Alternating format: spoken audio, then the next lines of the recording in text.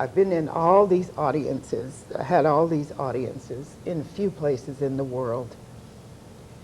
And when they hear about the chili, the kids jump up and start screaming because it is about everybody's inherent resistance to stuff that's intolerable. Everybody has a basic sort of belief in their humanity and their right to be considered good and important and smart.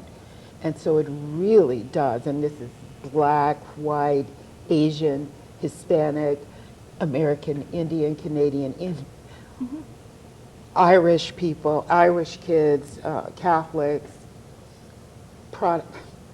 So it is absolutely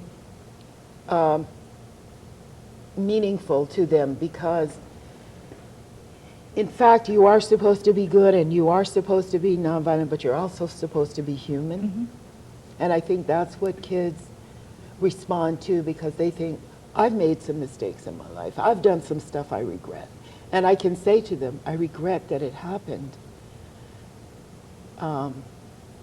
And they forgive me and it's okay, but they're kind of glad for me that it happened.